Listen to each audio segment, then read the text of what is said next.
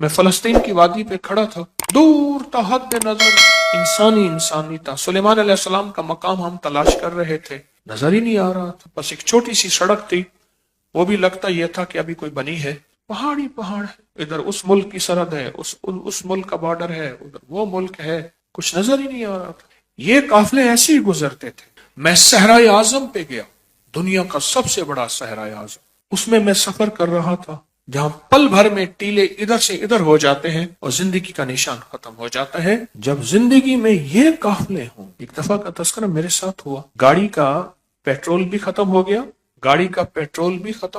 ختم ہو گیا، راستہ بھی ہم بھول گئے، اور این صحرا میں ہے، این صحرا، راستہ بھی بھول گئے اور گاڑی کا سلسلہ بھی سارا ختم ہو گیا، جو ریزرو تھا وہ بھی ختم، تحت نظر ریت ہی ریت ہے، کوئی راستہ نہیں، اور تحت نظر کوئی زندگی نہیں، کچھ بھی نہیں،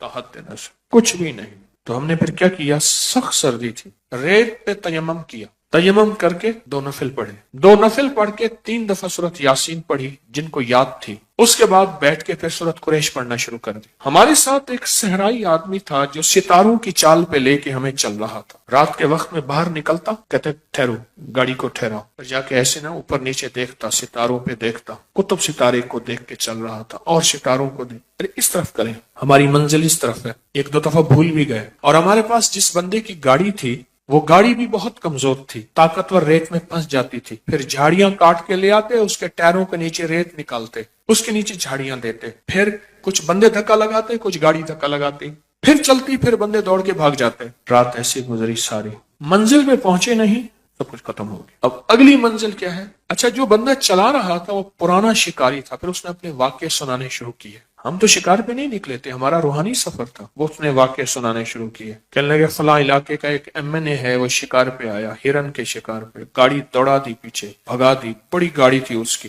3-4 ہزار CC بڑی گاڑی تھی، لینڈ کروزر، گاڑی کا سب کچھ ختم ہو گیا، پیٹرول ختم ہو گیا، پھر گاڑیاں اکٹھی تھیں، آپس میں ہرن کے پیچھے جو گاڑی لگائی، ہرن پیچھے بھاگا تو گاڑیاں بچھڑ گئیں۔ پھر وہ کہنے لگے کہ انہیں ایک سراب نظر آیا، سامنے پانی ہے، دھوکا نظر آیا، انہوں نے کہا پانی سامنے ہے،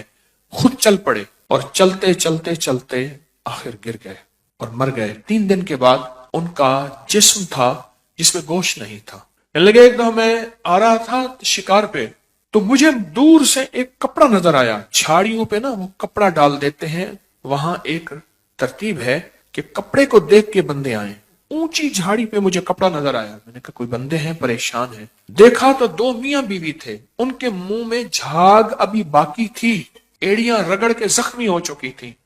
جسم گرم تھا، پیاس سے مر گئے، ابھی جھاگ بھی باقی تھی، منہ سے جھاگ نکلتی رہی، ایڑیاں رگڑتے رہے،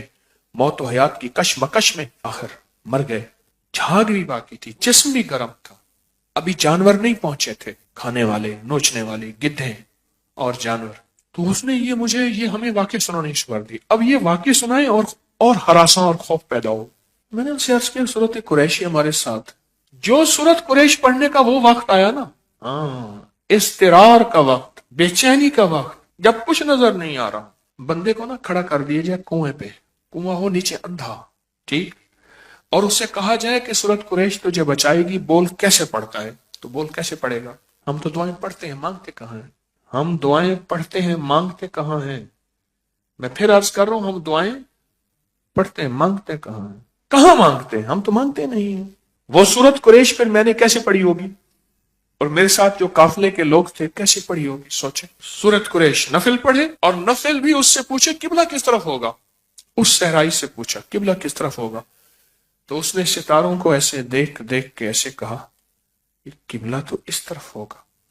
اس طرف منہ کر کے ہم نے نفل پڑھے، اور نفل پڑھنے کے بعد اب سورۃ قریش پہ لگ گئے، 3 دفعہ سورۃ یاسین پڑھی جن کو آتی تھی یاد، میں نے بھی پڑھی، اور اس پر سورۃ قریش پڑھنے میں لگ گئے۔ اب ہر طرف بے کسی ہے، وہ صحرائی کہنے لگا کوئی راستہ نہیں ہے، گاڑی سامنے ہے، اس میں کچھ بھی نہیں، پانی بھی ختم ہو گیا پینے کے لیے، گاڑی کا پانی بھی ختم ہوا، ہمارا گاڑی کا پیٹرول بھی ختم، ہمارا پانی بھی ختم، ڈیزل گاڑی تھی، وہ سب کچھ ختم ہو گیا۔ پڑھتے نا تھوڑی دیر کے بعد وہ جو بدو تھا، جسے ہم صحرائی کہتے ہیں، عرب میں اس کو بدو کہتے ہیں، وہ جو بدو تھا نا، اس نے دیکھا، اس نے کہا گاڑی آ رہی ہے، تجھے کوئی وہم ہو گیا ہوگا، کہ نہ اس نے نا زمین سے کان لگایا، زمین کے ساتھ کان لگانا کہ اس طرف سے کوئی گاڑی آ رہی، پھر لگائے، اس کے چہرے پہ نا بشاشت تھی، آثار مجھے آج بھی نہیں بھولتے، اس کے چہرے پہ ایک رونق، پھر کہ گاڑی ہے۔ اچھا کچھ دیر کے بعد اس کی زوں زوں ہم نے بھی آنا شروع ہو گئی، گاڑی آ گئی، اور دیکھا تو دور سے ایک ٹرک آ رہا، اس نے کہا بوزر آ گیا، بوزر آ گیا، اور ٹرک والے نے دور سے ہمیں دیکھا تو ہارن دیا، ہماری طرف رخ کیا، ہم بندے بیٹھے ہیں، گاڑی کھڑی ہے،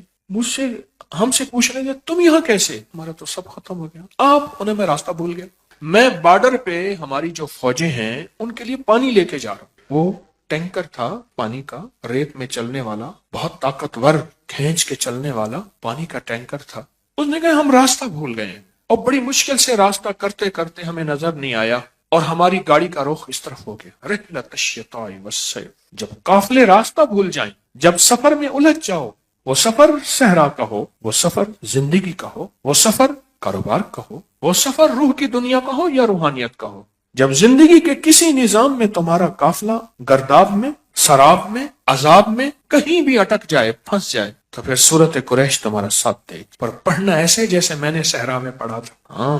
اس نے پانی پلایا، اس نے ڈیزل دیا، وہ خود ڈیزل تھا، وہ جو ٹرک تھا،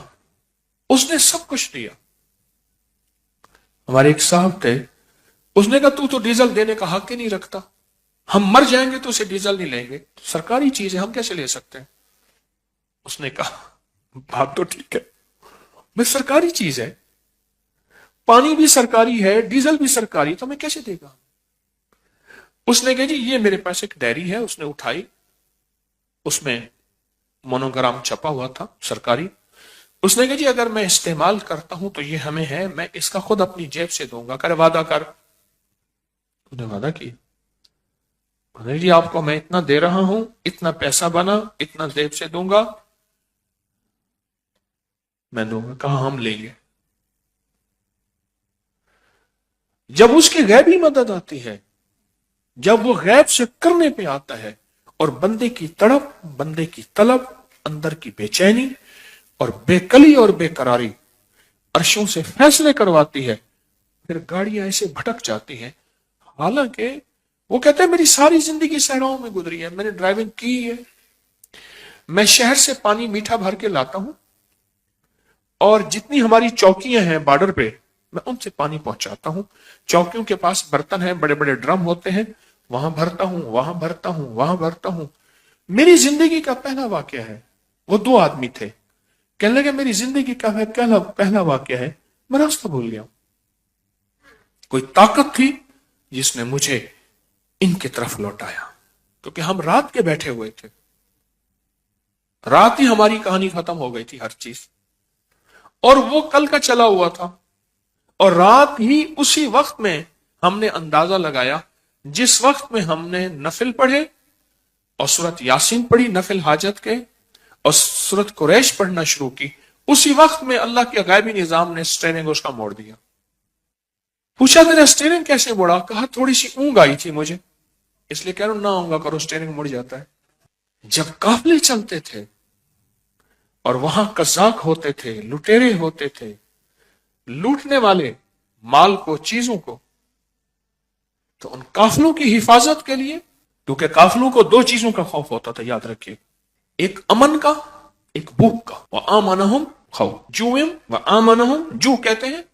بھوک کو، فقر کو، فاقہ کو، جو عربی میں ایک بھوک کا خوف ہوتا تھا، راشن ختم نہ ہو جائے، پانی ختم نہ ہو جائے، دانا پانی ختم نہ ہو جائے، ایک یہ خوف، اور ایک امن چاہیے، سوار اور سواری باحفاظت امن سے منزل پہ پہنچے، یہ دو خوف ہوتے تھے، اور میرے اللہ پاک نے ساری سورت قریش کو بیان کر کے فرمایا ان دونوں خوفوں سے اگر نکلنا ہے، ان دونوں خوفوں سے اگر نکلنا ہے، یہ سورت قریش ہے۔ اس ویڈیو کو لائک اور شیئر کریں، اب کریں یوٹیوب چینل کو سبسکرائب کریں، اور روزانہ زیادہ سے زیادہ سبسکرائب کروائیں، آپ دوسروں کے لیے صدقہ جاریہ بنیں گے